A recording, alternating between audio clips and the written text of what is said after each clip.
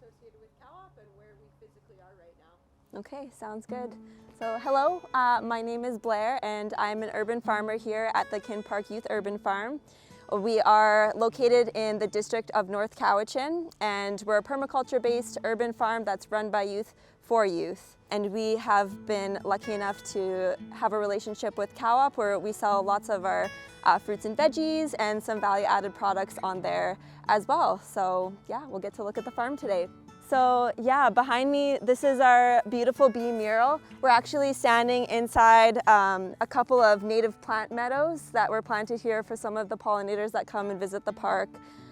This is a collaboration that we have with the Resiliency Project, and we worked with the high school kids to plant some of these native plant gardens that surround the park, and we'll see more as we go through. But yeah, they're really important food sources for the pollinators that come and pollinate our plants for us. So this is actually a retrofitted area. This used to be a big pool, and over the years, since 2012, this got converted into what you see in front of you. So this is our pool building. We have a rain catchment system that helps us out during the springtime to water some of our seedlings. There's some solar panels on the roof to help power this building, which is super cool. So some of the components of the park are recycled materials. You can see that some of this is made out of bike spokes and things like that. We have a nice passive solar greenhouse, and this is where we start all of our plants. I don't know if we should go in right now because it's really messy. That's okay. Alrighty. Yeah, so this greenhouse allows us to extend our growing season.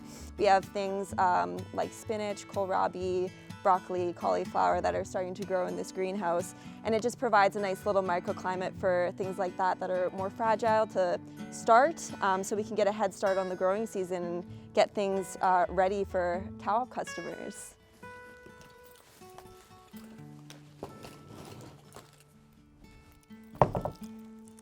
Welcome to what's called our apple alley. So we have a bunch of fruit trees that are planted along this nice little pathway here.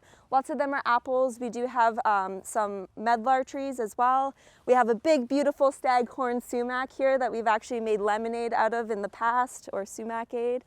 All of the tree wells are interplanted with wildflower species such as lupins. We also have bulbs like daffodils. So this is part of the permaculture practice. So everything that we do here, we try to increase biodiversity. This area is a beautiful gathering space for people.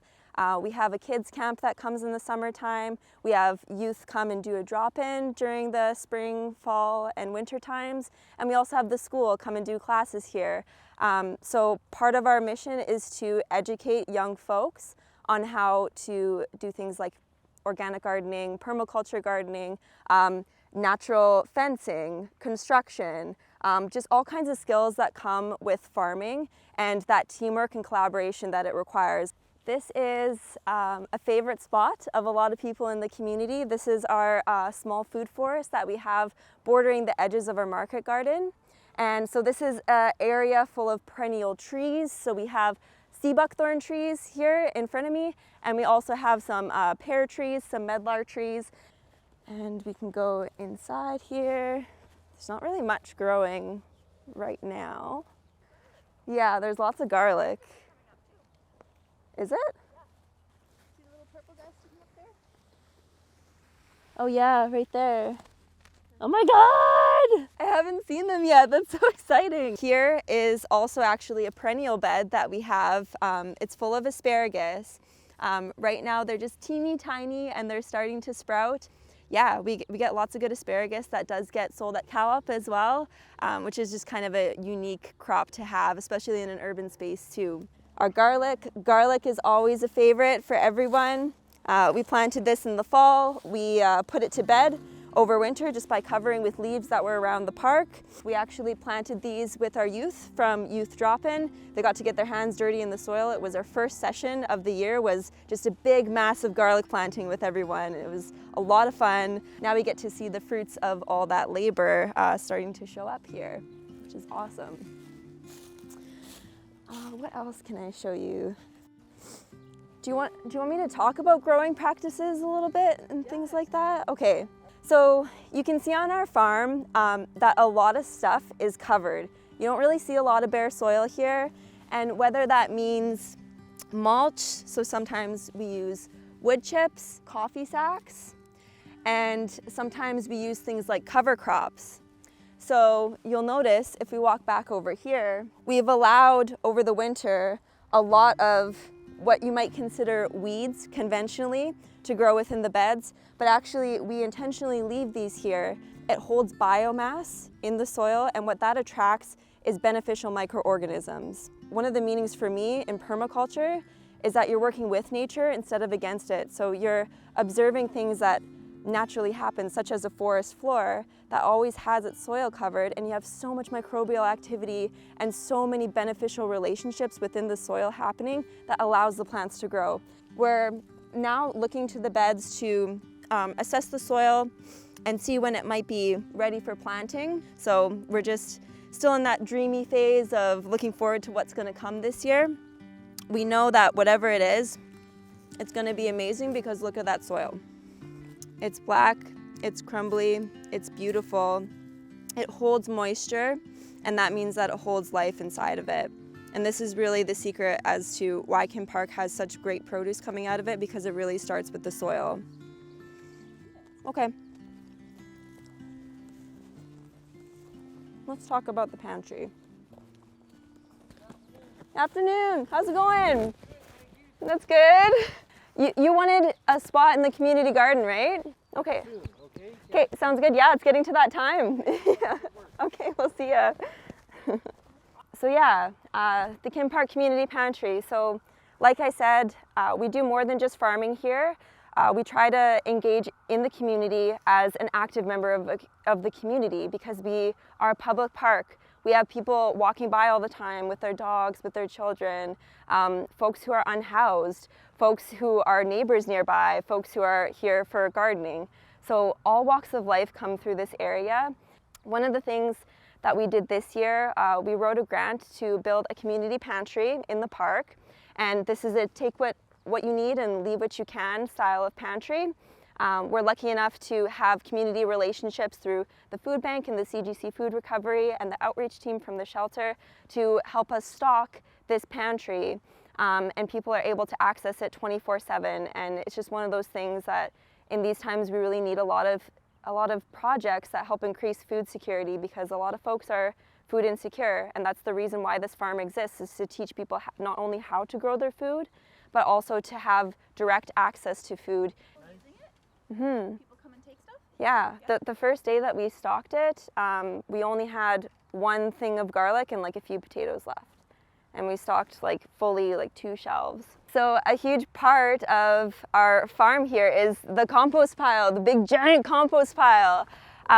We do cold composting here, which means that it's more of just a passive system. Any of the excess refuse and green material that comes from the farm goes here. And actually something that's new is we've partnered with North Cap Mushrooms, who is also a Cow-op grower, and he's giving us his spent mushroom blocks. We'll have some beautiful blue oyster mushrooms pop up in the compost. And this is great because, I mean, we can take some and snack on them, but not only that, these mushrooms actually help break down our compost. And again, it just increases that biodiversity in the soil, and it helps us create more of a closed loop on the farm. We also have swallow houses throughout the area too. So again, this is just like more than just the food aspect, it's also habitat. We have lots of insects, lots of small mammals, lots of birds who come and chill in this area, and we get to share the space with them, and it just enhances the whole park. A lot of farms don't have public access available to them unless if there's an open farm day or a special event or something like that, whereas the park here is open 24/7. We don't have any fences, we don't have any locks around the farm. We're constantly interacting with the public, so when we're working, we often get people coming up and striking up a conversation with us, asking us about our growing practices. We just get to have that relationship building within the community. We do that because we have a license of occupancy here with the District of North Cowichan, which means that they allow us to occupy this space as long as we show that we're stewarding it. And so we do our best to make sure that all stakeholders involved, so that's the municipality, the surrounding community, Cowichan Green Community, the nonprofit that we work for, all of these organizations, this is a very public testament to the work that we're doing. So we try and be as conscious as possible with our growing practices and how we approach the community with this knowledge. We have these borders of garden beds that have native plants planted in them. They have some medicinals planted in them. And this is a very great teaching space. So we will have workshop availability to come and be able to learn about these plants, led by an Indigenous elder. It's about the medicines and traditional foods that the Quetsim people evolved with. And we wanted to make a representation of that in the park. We do our best to create spaces where Indigenous species can thrive here. One of those species is mason bees. They've evolved in this area for over 5,000 years, and they are specialized for pollination. So they're a very important production piece to our market garden. We probably wouldn't have the yields that we do without these amazing mason bees. We actually recently installed our mason bee house today, and we have our little cocoons inside of the emergence box there. And that's just a really unique aspect of the farm that I really enjoy here. We partnered with a gentleman in the area named Ted Leichner of Plan B Now, and he helps us steward these mason bees every single year. So I kind of have a blend of social work and biology that sort of comes together. And there's not a lot of places where you see those things coming together. But I think bridging those two are very, very necessary, because we live in an age where we're having a lot of environmental degradation, and we're having a lot of development, and we're having a lot of segregation of people who now can't afford to live in natural spaces, can't afford to live where they can access food, and there's people who are going unsupported, especially in terms of food security. And so if you think about these things in horticulture, such as growing food, such as stewarding the land, such as increasing soil biology, such as increasing biodiversity and stewarding species that are more fragile in the area, we don't have to be separate from that as humans. And I think that drawing in that community aspect of supporting each other and feeding each other and educating each other to do the same for everybody else so that it ripples outwards just makes sense to me. And I saw KinPark as this space where this is able to happen, because again, it's open in the public, it's in the community. Everyone who's living in this community has had contact with this space, and it's a reliable space to come to. It's always going to be here, and it's full of life. Like, as soon as you walk into the park, it brings you joy. There's things blossoming all the time. There's life that lives here, and it brings life to you as well. And something as simple as that can change a person's day in an instant. And I think if we just build upon that energy and commune together to work to steward these spaces, it brings a lot of meaning into people's lives. It's brought a lot of meaning into my life. And I've worked with a lot of people who need that meaning in their lives. So I think these things are really necessary right now, and I hope to see more. I hope to see more spaces like this pop up everywhere. Yeah, that's the best way that I can put it, I guess. Yeah.